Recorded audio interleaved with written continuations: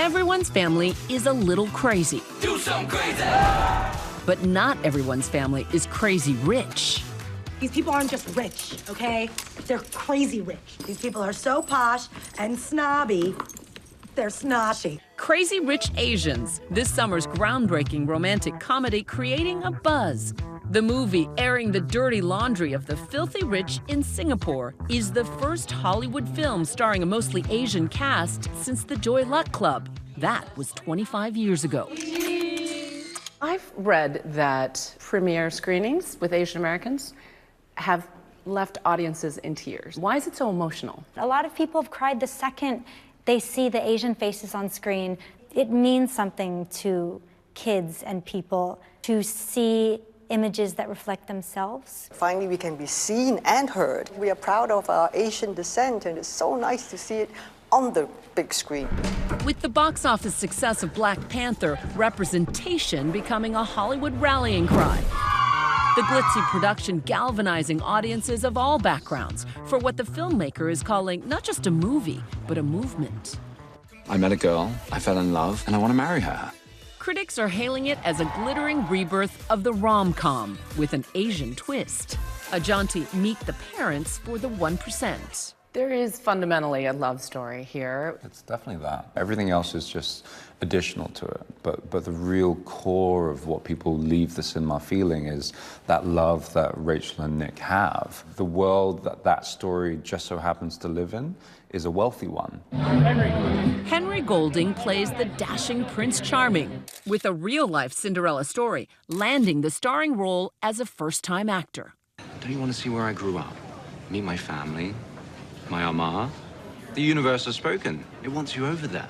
You came off your honeymoon to test for it? That's right, yeah, I was in South Africa. How did you explain that to your newlywed wife? My wife was totally understanding. She knew kind of we were right on the precipice of something great.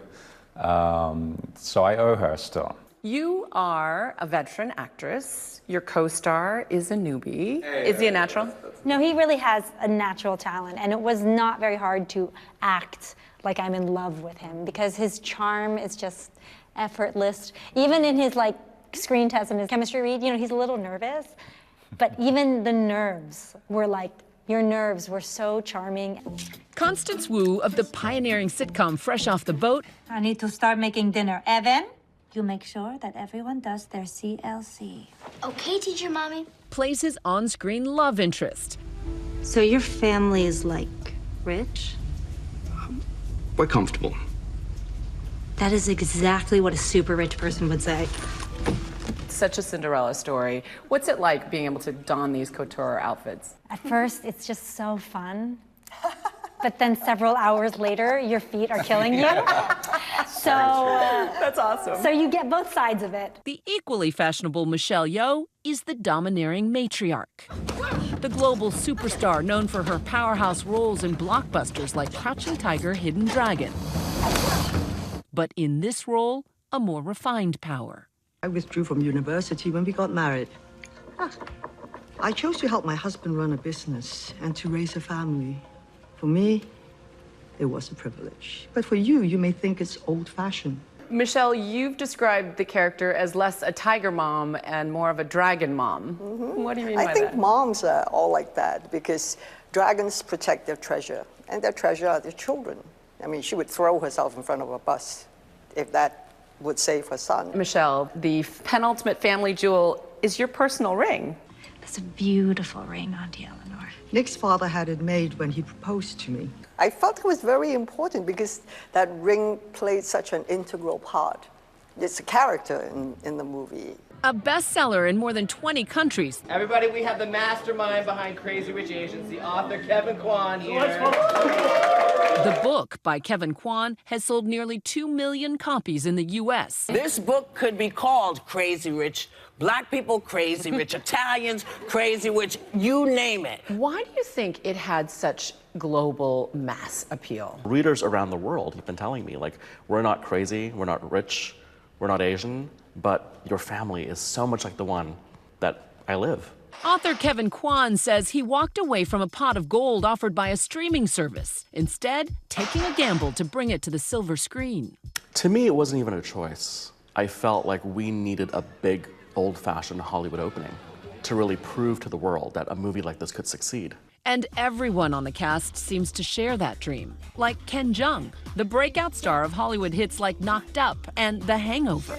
You were saying, I'll do whatever role, just put me in coach. And I said, listen, you know, whatever you need for me to do. It was like, hey, if I'm not in it, I will support this to the hilt. I'll be at the red carpet. I believe in this. The way that we're represented in media directly reflects how we're treated in the world, how we see ourselves, how other people treat us.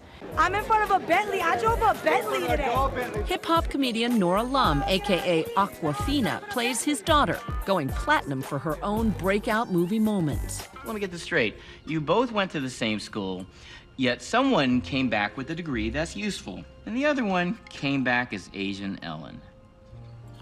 Yes, I'm Awkwafina. I heard you're Awkwafina. Yeah. That's amazing. Nora and I, young Hollywood, Yeah. they had to age me up, and that cost like $10 million. He would have been 11 when I was born. Oh, yeah. I was like 11. I keep, texting her, huh? Us young bucks, right? It's lit. It's lit, AF. At the heart of this comedy, a universal love story with a distinctly Asian flavor. It's just great seeing you guys all like this. There is a dumpling scene. I mean, I've done this as a child, making Korean dumplings. I think it's part of what evokes this emotion among Asian Americans who see the movie. It's so rare to see these scenes that are so familiar to us played out on the big screen and given the Hollywood treatment. I met someone yesterday who took his 70-year-old father to a screening, and he said, I've never seen my father cry before, but he cried at the screening. And then he told me, he never thought in his lifetime he would see another movie like this. So it's so deeply touching to me that it's found, so much love.